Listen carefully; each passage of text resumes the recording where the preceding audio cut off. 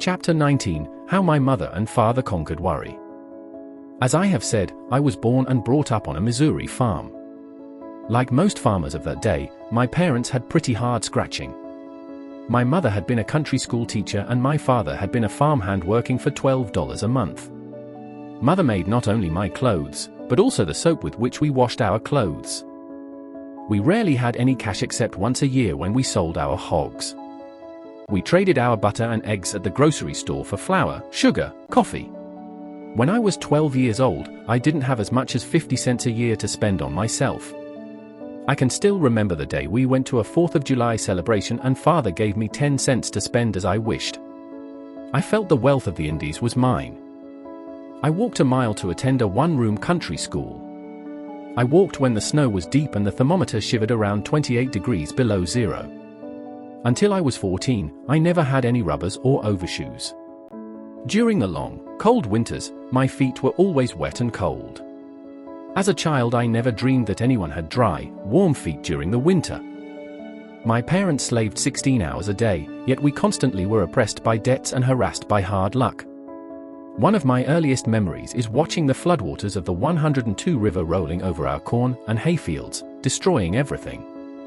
The floods destroyed our crops 6 years out of 7. Year after year, our hogs died of cholera and we burned them. I can close my eyes now and recall the pungent odor of burning hog flesh. One year, the floods didn't come. We raised a bumper corn crop, bought feed cattle, and fattened them with our corn. But the floods might just as well have drowned our corn that year, for the price of fat cattle fell on the Chicago market, and after feeding and fattening the cattle, we got only $30 more for them than what we had paid for them. $30 for a whole year's work. No matter what we did, we lost money. I can still remember the mule colts that my father bought. We fed them for 3 years, hired men to break them, then shipped them to Memphis, Tennessee and sold them for less than what we had paid for them 3 years previously. After 10 years of hard, grueling work, we were not only penniless, we were heavily in debt. Our farm was mortgaged. Try as hard as we might, we couldn't even pay the interest on the mortgage. The bank that held the mortgage abused and insulted my father and threatened to take his farm away from him. Father was 47 years old. After more than 30 years of hard work, he had nothing but debts and humiliation. It was more than he could take. He worried. His health broke. He had no desire for food, in spite of the hard physical work he was doing in the field all day. He had to take medicine to give him an appetite. He lost flesh. The doctor told my mother that he would be dead within 6 months. Father was so worried that he no longer wanted to live.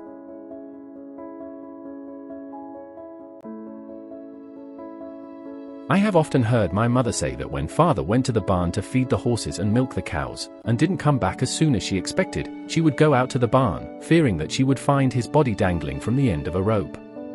One day as he returned home from Maryville, where the banker had threatened to foreclose the mortgage, he stopped his horses on a bridge crossing the 102 River, got off the wagon, and stood for a long time looking down at the water, debating with himself whether he should jump in and end it all.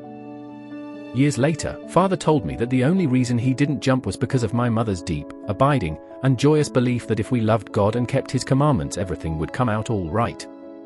Mother was right. Everything did come out all right in the end. Father lived 42 happy years longer, and died in 1941, at the age of 89. During all those years of struggle and heartache, my mother never worried. She took all her troubles to God in prayer. Every night before we went to bed, Mother would read a chapter from the Bible. Frequently Mother or Father would read these comforting words of Jesus, "In my Father's house are many mansions. I go to prepare a place for you, that where I am, there ye may be also." Then we all knelt down before our chairs in that lonely Missouri farmhouse and prayed for God's love and protection. When William James was professor of philosophy at Harvard, he said, "Of course, the sovereign cure for worry is religious faith." You don't have to go to Harvard to discover that. My mother found that out on a Missouri farm. Neither floods nor debts nor disaster could suppress her happy, radiant, and victorious spirit. I can still hear her singing as she worked. Peace, peace, wonderful peace, flowing down from the Father above. Sweep over my spirit forever, I pray. In fathomless billows of love.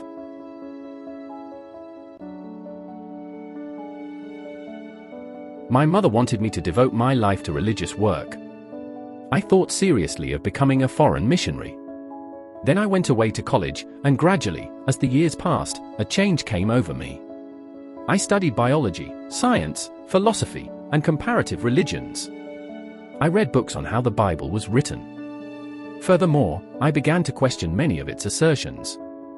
Besides, I began to doubt many of the narrow doctrines taught by the country preachers of that day. Besides, I was bewildered.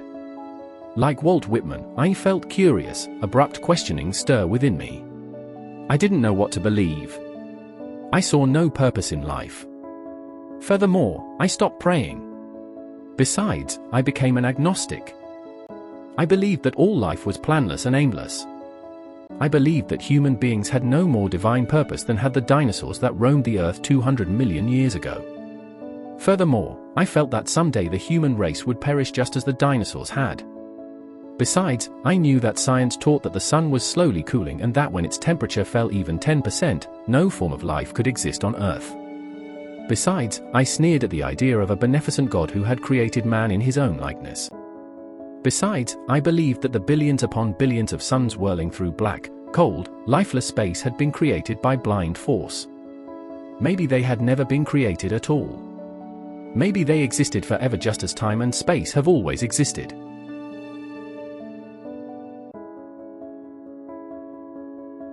Do I profess to know the answers to all these questions now? No. No man has ever been able to explain the mystery of the universe, the mystery of life. We are surrounded by mysteries. The operation of your body is a profound mystery. So is the electricity in your home. So is the flower in the granite wall. So is the green grass outside your window. Charles F. Kettering, the guiding genius of General Motors Research Laboratories, has been giving Anch College $30,000 a year out of his own pocket to try to discover why grass is green. He declares that if we knew how grass is able to transform sunlight, water, and carbon dioxide into food sugar, we could transform civilization. Even the operation of the engine in your car is a profound mystery. General Motors Research Laboratories have spent years of time and millions of dollars trying to find out how and why a spark in the cylinder sets off an explosion that makes your car run, and they don't know the answer. The fact that we don't understand the mysteries of our bodies or electricity or a gas engine doesn't keep us from using and enjoying them. The fact that I don't understand the mysteries of prayer and religion no longer keeps me from enjoying the richer, happier life that religion brings. At long last, I realize the wisdom of Santayana's words, man is not made to understand life, but to live it. I have gone back. Well, I was about to say that I had gone back to religion, but that would not be accurate. I have gone forward to a new concept of religion. Furthermore, I no longer have the faintest interest in the differences in creeds that divide the churches. But I am tremendously interested in what religion does for me, just as I am interested in what electricity and good food and water do for me. They help me to lead a richer, fuller, happier life. But religion does far more than that. It brings me spiritual values. It gives me, as William James puts it, a new zest for life, a larger, richer, more satisfying life. It gives me faith, hope, and courage. Furthermore, it banishes tensions, anxieties, fears, and worries. Besides, it gives purpose to my life and direction. Besides, it vastly improves my happiness. Besides, it gives me abounding health.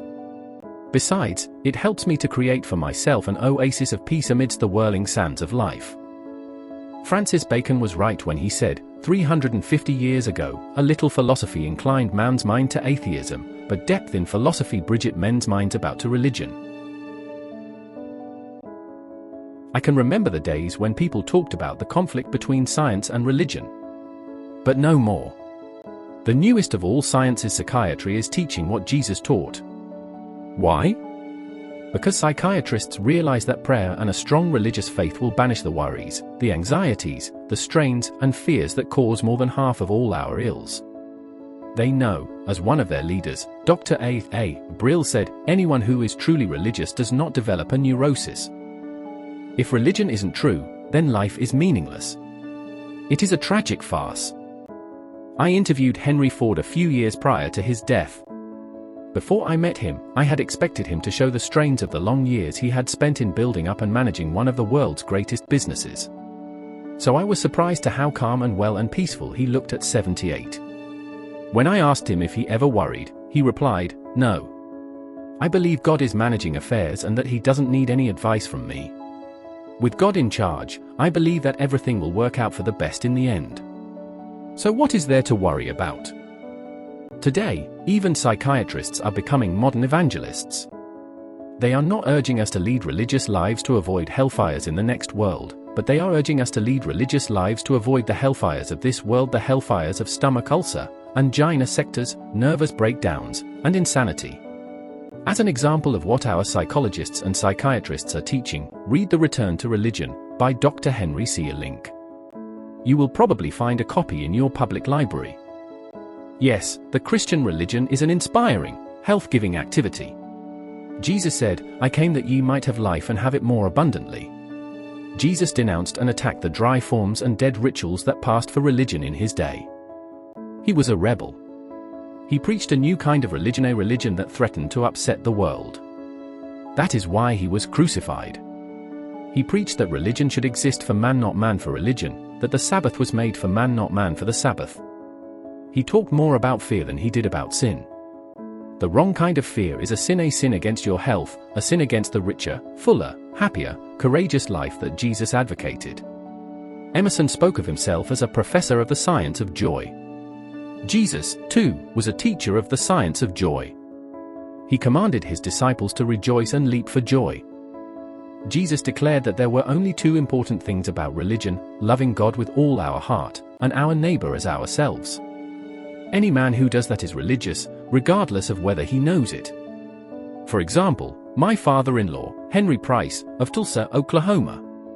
He tries to live by the golden rule, and he is incapable of doing anything mean, selfish, or dishonest. However, he doesn't attend church, and regards himself as an agnostic. Nonsense. What makes a man a Christian? I'll let John Bailey answer that. He was probably the most distinguished professor who ever taught theology at the University of Edinburgh. He said, "What makes a man a Christian is neither his intellectual acceptance of certain ideas, nor his conformity to a certain rule, but his possession of a certain spirit, and his participation in a certain life." If that makes a man a Christian, then Henry Price is a noble one. William James, the father of modern psychology, wrote to his friend, Professor Thomas Davidson, saying that as the years went by, he found himself less and less able to get along without God. Earlier in this book I mentioned that when the judges tried to pick the best story on worry sent in by my students, they had so much difficulty in choosing between two outstanding stories that the prize money was split. Here is the second story that tied for first prize: the unforgettable experience of a woman who had to find out the hard way that she couldn't get along without God. I am calling this woman Mary Cushman, although that is not her actual name. She has children and grandchildren who might be embarrassed to see her story in print, so I agreed to disguise her identity. However, the woman herself is real, very real. A few months ago, she sat in the armchair beside my desk and told me her story. Here is how it goes. During the Depression, she said, my husband's average salary was $18 a week. Many times we didn't have even that because he didn't get paid when he was ill, and that was often. He had a series of minor accidents. He also had mumps, scarlet fever, and repeated attacks of flu. We lost the little house that we had built with our own hands. We owed $50 at the grocery store and had 5 children to feed. I took in washing and ironing from the neighbors, and bought second-hand clothes from the Salvation Army store and made them over for my children to wear. I made myself ill with worry. One day the grocer to whom we owed $50 accused my 11-year-old boy of stealing a couple of pencils. My son wept as he told me about it. I knew he was honest and sensitive, and I knew that he had been disgraced and humiliated in front of other people. That was the straw that broke my back. I thought of all the misery we had endured, and I couldn't see any hope for the future. I must have become temporarily insane with worry, for I shut off my washing machine, took my little 5-year-old daughter into the bedroom, and plugged up the windows and cracks with paper and rags. My little girl said to me, "Mommy, what are you doing?" And I answered, "There's a little draft in here." Then I turned on the gas heater we had in the bedroom and didn't light it. As I lay down on the bed with my daughter beside me, she said, "Mommy, this is funny, we just got up a little while ago." But I said, "Never mind, we'll take a little nap."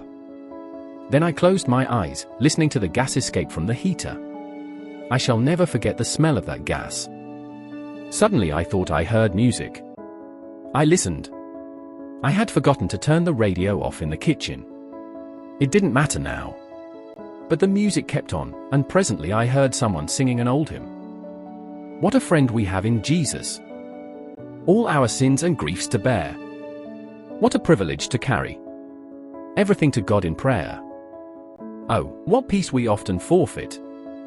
Oh, what needless pain we bear. All because we do not carry everything to God in prayer.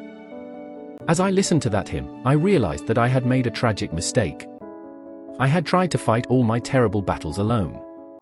I had not taken everything to God in prayer. I jumped up, turned off the gas, opened the door, and raised the windows. I wept and prayed all the rest of that day. Only I didn't pray for help. Instead, I poured out my soul in thanksgiving to God for the blessings He had given me, 5 splendid children, all of them healthy and fine, strong in body and mind. I promised God that never again would I prove so ungrateful. And I have kept that promise. Even after we lost our home, and had to move into a little country schoolhouse that we rented for $5 a month, I thanked God for that schoolhouse. I thanked Him for the fact that I at least had a roof to keep us warm and dry. I thanked God honestly that things were not worse, and I believe that He heard me. For in time things improved, not overnight, but as the depression lightened, we made a little more money. I got a job as a hat check girl in a large country club, and sold stockings as a sideline. To help put himself through college, one of my sons got a job on a farm, milked 13 cows morning and night. Today my children are grown up and married. I have 3 fine grandchildren. And, as I look back on that terrible day when I turned on the gas, I thank God over and over that I woke up in time. What joys I would have missed if I had carried out that act. How many wonderful years I would have forfeited forever. Whenever I hear now of someone who wants to end his life, I feel like crying out, "Don't do it. Don't." On the average, someone commits suicide in the United States every 35 minutes. On the average, someone goes insane every 120 seconds. Most of these suicides and probably many of the tragedies of insanity could have been prevented if these people had only had the solace and peace that are found in religion and prayer. One of the most distinguished psychiatrists living, Dr. Carl Jung, says in his book Modern Man in Search of a Soul**, "During the past 30 years, people from all the civilized countries of the earth have consulted me. I have treated many hundreds of patients. Among all my patients in the second half of life, that is to say, over 35, there has not been one whose problem in the last resort was not that of finding a religious outlook on life. It is safe to say that every one of them fell ill because he had lost that which the living religions of every age have given to their followers, and none of them has been really healed who did not regain his religious outlook." That statement is so significant I want to repeat it in bold type. Dr. Carl Jung said, "During the past 30 years, people from all the civilized countries of the earth have consulted me. I have treated many hundreds of patients. Among all my patients in the second half of high, that is to say, over 35, there has not been one whose problem in the last resort was not that of finding a religious outlook on life. It is safe to say that every one of them fell ill because he had lost that which the living religions of every age have given to their followers, and none of them has been really healed who did not regain his religious outlook." Year Paul, Trench, Runner and Company. Limited. William James said approximately the same thing. "Faith is one of the forces by which men live," he declared, "and the total absence of it means collapse." The late Mahatma Gandhi, the greatest Indian leader since Buddha, would have collapsed if he had not been inspired by the sustaining power of prayer. How do I know? Because Gandhi himself said so. "Without prayer," he wrote, "I should have been a lunatic long ago." Thousands of people could give similar testimony. My own father, well, as I have already said, my own father would have drowned himself had it not been for my mother's prayers and faith. Probably thousands of the tortured souls who are now screaming in our insane asylums could have been saved if they had only turned to a higher power for help instead of trying to fight life's battles alone. When we are harassed and reach the limit of our own strength, many of us then turn in desperation to God. There are no atheists in foxholes. But why wait till we are desperate? Why not renew our strength every day? Why wait even until Sunday? For years, I have had the habit of dropping into empty churches on weekday afternoons. When I feel that I am too rushed and hurried to spare a few minutes to think about spiritual things, I say to myself, wait a minute, Dale Carnegie, wait a minute. Why all the feverish hurry and rush, little man? You need to pause and acquire a little perspective. At such times, I frequently drop into the first church that I find open. Although I am a Protestant, I frequently, on weekday afternoons, drop into St. Patrick's Cathedral on 5th Avenue, and remind myself that I'll be dead in another 30 years, but that the great spiritual truths that all churches teach are eternal. I close my eyes and pray. I find that doing this calms my nerves, rests my body, clarifies my perspective, and helps me revalue my values. May I recommend this practice to you? During the past 6 years that I have been writing this book, I have collected hundreds of examples and concrete cases of how men and women conquered fear and worry by prayer. I have in my filing cabinet folders bulging with case histories. Let's take as a typical example the story of a discouraged and disheartened book salesman, John R. Anthony. Mr. Anthony is now an attorney in Houston, Texas, with offices in the humble building. Here is his story as he told it to me. 22 years ago, I closed my private law office to become state representative of an American law book company. My specialty was selling a set of law books to lawyers, a set of books that were almost indispensable. I was ably and thoroughly trained for the job. I knew all the direct sales talks and the convincing answers to all possible objections. Before calling on a prospect, I familiarized myself with his rating as an attorney, the nature of his practice, his politics and hobbies. During my interview, I used that information with ample skill. Yet, something was wrong. I just couldn't get orders. I grew discouraged. As the days and weeks passed, I doubled and redoubled my efforts, but was still unable to close enough sales to pay my expenses. A sense of fear and dread grew within me. I became afraid to call on people. Before I could enter a prospect's office, that feeling of dread flared up so strong that I would pace up and down the hallway outside the door or go out of the building and circle the block. Then, after losing much valuable time and feigning enough courage by sheer willpower to crash the office door, I feebly turned the doorknob with trembling hand, half hoping my prospect would not be in. My sales manager threatened to stop my advances if I didn't send in more orders. My wife at home pleaded with me for money to pay the grocery bill for herself and our 3 children. Worry seized me. Day by day I grew more desperate. I didn't know what to do. As I have already said, I had closed my private law office at home and given up my clients. Now I was broke. I didn't have the money to pay even my hotel bill. Neither did I have the money to buy a ticket back home, nor did I have the courage to return home a beaten man, even if I had had the ticket. Finally, at the miserable end of another bad day, I trudged back to my hotel room for the last time, I thought. So far as I was concerned, I was thoroughly beaten.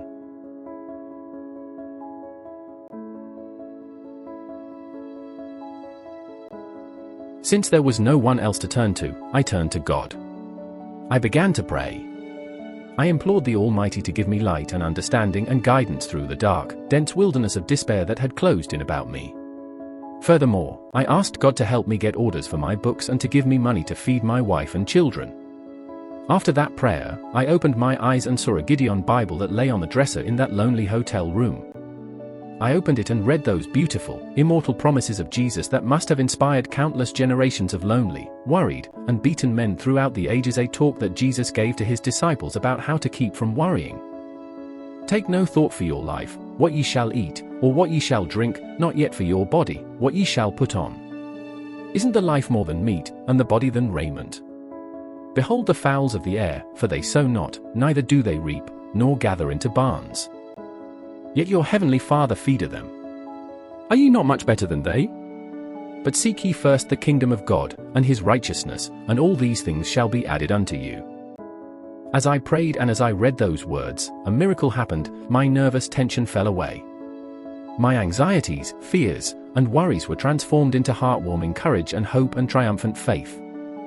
I was happy, even though I didn't have enough money to pay my hotel bill.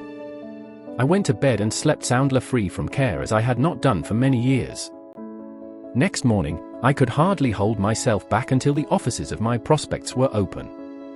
I approached the office door of my first prospect that beautiful, cold, rainy day with a bold and positive stride. I turned the doorknob with a firm and steady grip.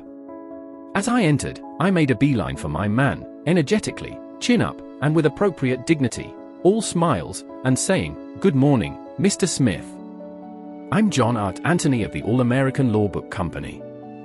"Oh, yes, yes," he replied, smiling, too, as he rose from his chair with outstretched hand. "I'm glad to see you. Have a seat." I made more sales that day than I had made in weeks. That evening I proudly returned to my hotel like a conquering hero. I felt like a new man. And I was a new man because I had a new and victorious mental attitude. No dinner of hot milk that night. No, sir. I had a steak with all the fixings. From that day on, my sales zoomed. I was born anew that desperate night 21 years ago in a little hotel in Amarillo, Texas. My outward situation the next day was the same as it had been through my weeks of failure, but a tremendous thing had happened inside me. I had suddenly become aware of my relationship with God. A mere man alone can easily be defeated, but a man alive with the power of God within him is invincible. I know. I saw it work in my own life. Ask, and it shall be given you, seek, and ye shall find, knock, and it shall be opened unto you. When Mrs. L. G. Yeffield, of 1421 8th Street, Highland, Illinois, was faced with stark tragedy, she discovered that she could find peace and tranquility by kneeling down and saying, "Zero, Lord, thy will, not mine, be done." One evening our telephone rang, she writes in a letter that I have before me now. It rang 14 times before I had the courage to pick up the receiver. I knew it must be the hospital, and I was terrified. I feared that our little boy was dying. He had meningitis. He had already been given penicillin, but it made his temperature fluctuate, and the doctor feared that the disease had traveled to his brain and might cause the development of a brain tumor and death. The phone call was just what I feared. The hospital was calling, the doctor wanted us to come immediately. Maybe you can picture the anguish my husband and I went through, sitting in the waiting room. Everyone else had his baby, but we sat there with empty arms, wondering if we would ever hold our little fellow again. When we were finally called into the doctor's private office, the expression on his face filled our heart with terror. His words brought even more terror. He told us that there was only one chance in for that our baby would live. He said that if we knew another doctor, to please call him in on the case. On the way home my husband broke down and, doubling up his fist, hit the steering wheel, saying, "Bert, I can't give that little guy up." Have you ever seen a man cry? It isn't a pleasant experience. We stopped the car and, after talking things over, decided to stop in church and pray that if it was God's will to take our baby, we would resign our will to His. I sank in the pew and said with tears rolling down my cheeks, "Not my will but thine be done." The moment I uttered those words, I felt better.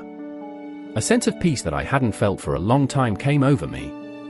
All the way home, I kept repeating, "Oh God, thy will, not mine, be done." I slept soundly that night for the first time in a week. The doctor called a few days later and said that Bobby had passed the crisis.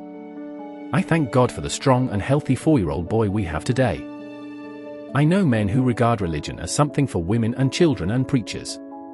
They pride themselves on being he-men who can fight their battles alone. How surprised they might be to learn that some of the most famous he-men in the world pray every day.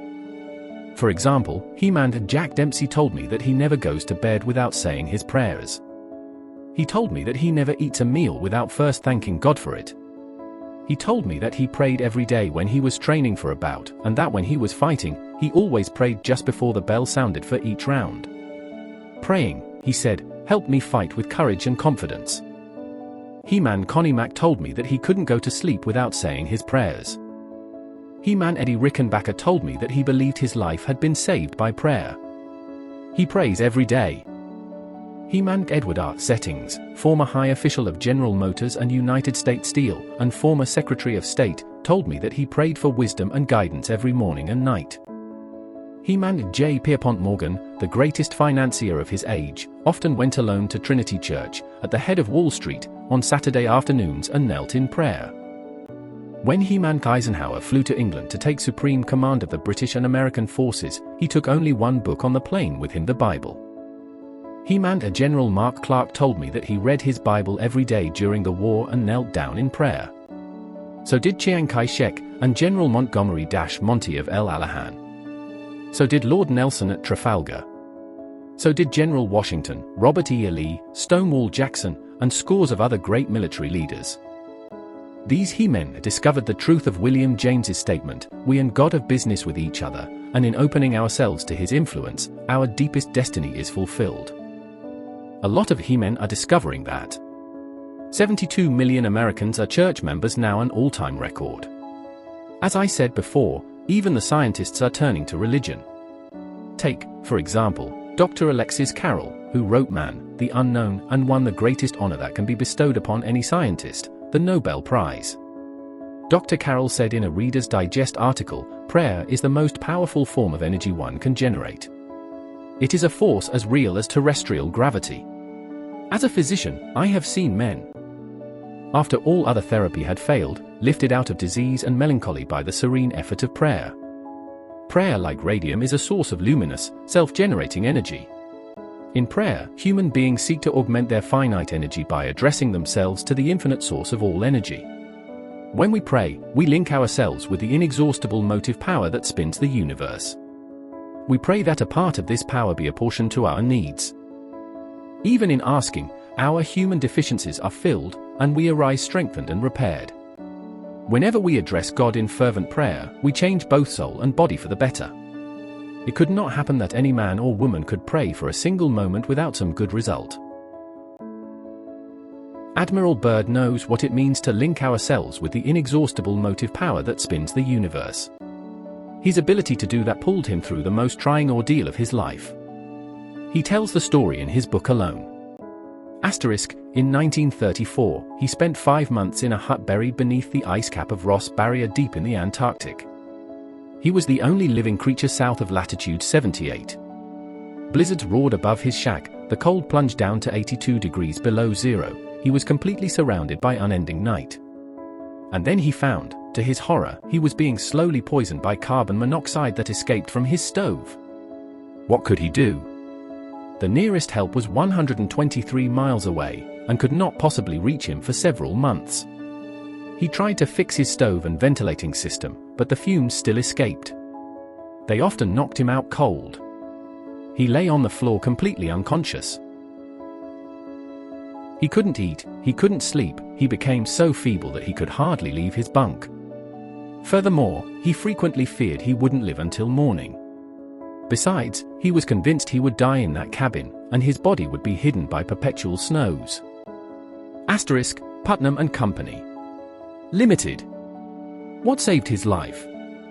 One day, in the depths of his despair, he reached for his diary and tried to set down his philosophy of life. The human race, he wrote, is not alone in the universe. He thought of the stars overhead, of the orderly swing of the constellations and planets, of how the everlasting sun would, in its time, return to lighten even the wastes of the south polar regions. And then he wrote in his diary, "I am not alone."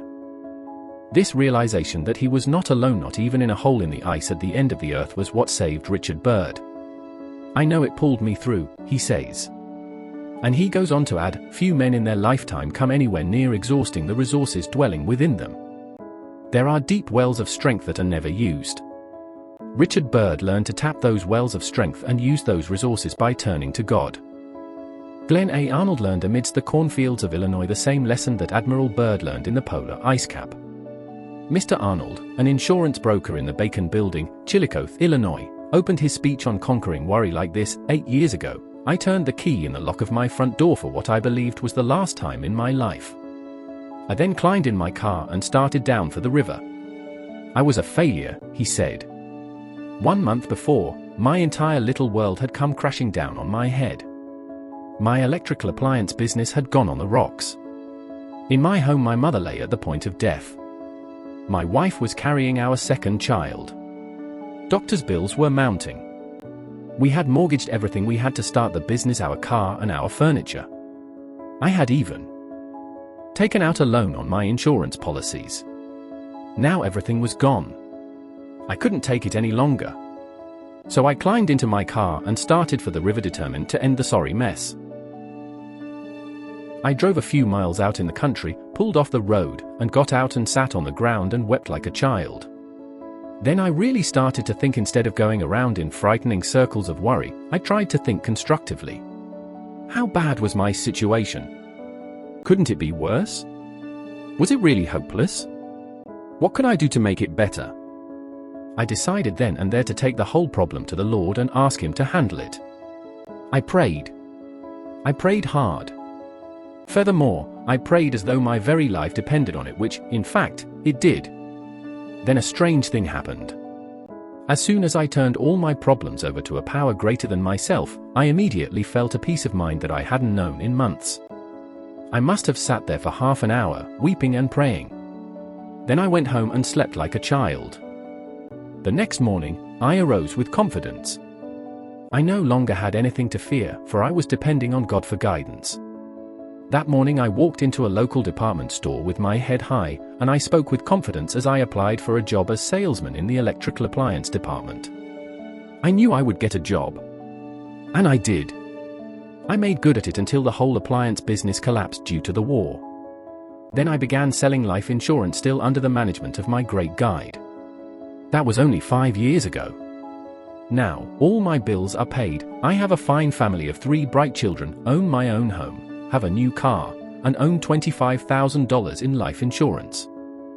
As I look back, I am glad now that I lost everything and became so depressed that I started for the river, because that tragedy taught me to rely on God, and I now have a peace and confidence that I never dreamed were possible. Why does religious faith bring us such peace and calm and fortitude? I'll let William James answer that. He says, "The turbulent billows of the fretful surface leave the deep parts of the ocean undisturbed, and to him who has a hold on vaster and more permanent realities, the hourly vicissitudes of his personal destiny seem relatively insignificant things. The really religious person is accordingly unshakable and full of equanimity, and calmly ready for any duty that the day may bring forth." If we are worried and anxious, why not try God? Why not, as Immanuel Kant said, accept a belief in God, because we need such a belief? Why not link ourselves now with the inexhaustible motive power that spins the universe? Even if you are not a religious person by nature or training, even if you are an out-and-out skeptic, prayer can help you much more than you believe, for it is a practical thing. What do I mean, practical? I mean that prayer fulfills these 3 very basic psychological needs which all people share, whether they believe in God or not. 1. Prayer helps us to put into words exactly what is troubling us. We saw in chapter 4 that it is almost impossible to deal with a problem while it remains vague and nebulous. Praying, in a way, is very much like writing our problem down on paper. If we ask help for a problem even from God, we must put it into words. 2. Prayer gives us a sense of sharing our burdens, of not being alone. Few of us are so strong that we can bear our heaviest burdens, our most agonizing troubles, all by ourselves. Sometimes our worries are of so intimate a nature that we cannot discuss them even with our closest relatives or friends. Then prayer is the answer. Any psychiatrist will tell us that when we are pent up and tense, and in an agony of spirit, it is therapeutically good to tell someone our troubles. When we can't tell anyone else, we can always tell God. 3. Prayer puts into force an active principle of doing. It's a first step toward action. I doubt if anyone can pray for some fulfillment, day after day, without benefiting from it, in other words, without taking some steps to bring it to pass. A world-famous scientist said, prayer is the most powerful form of energy one can generate. So why not make use of it? Call it God or Allah or Spirit, why quarrel with definitions as long as the mysterious powers of nature take us in hand? Why not close this book right now, go to your bedroom, shut the door, kneel down, and unburden your heart? If you have lost your religion, beseech Almighty God to renew your faith. Say, "Oh God, I can no longer fight my battles alone. I need your help, your love. Forgive me for all my mistakes. Cleanse my heart of all evil.